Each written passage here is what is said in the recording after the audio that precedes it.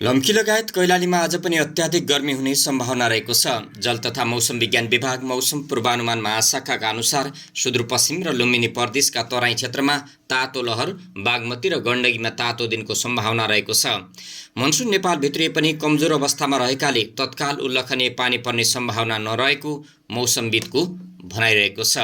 कम्तीमा बिहिबारसम्म उल्लेखनीय पानी नपर्ने अनुमान गर्दै मौसमविद उज्जवल उपाध्यायले पूर्व मेचीदेखि पश्चिम महाकालीसम्मका तराईका जिल्लाहरूमा पनि पानी अत्यन्तै कम पर्ने सम्भावना रहेको र गर्मी धेरै हुने सम्भावना रहेको बताउनुभयो।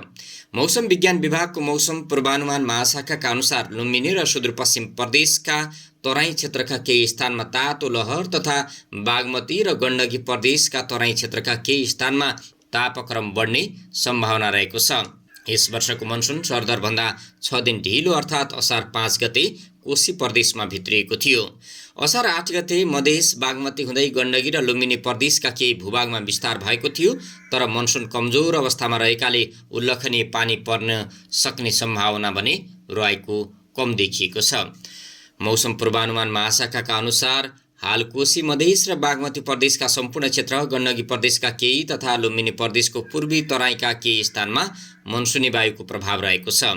अन्य क्षेत्रमा पश्चिमी र स्थानीय वायुको आंशिक प्रभाव रहेको छ। लुम्बिनी र सुदूरपश्चिम प्रदेशका तराई क्षेत्रका केही स्थानमा तातो लहर तथा बागमती र गण्डकी प्रदेशका तराई क्षेत्रका केही स्थानमा तापक्रम बढ्नेछ।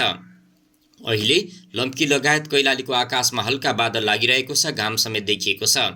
सुदूरपश्चिम प्रदेशको पहाडी क्षेत्रमा साधारणतया बादल रही 1-2 स्थानमा मेघगर्जन, चट्याङसहित मध्यम पानी पर्ने सम्भावना रहेको छ।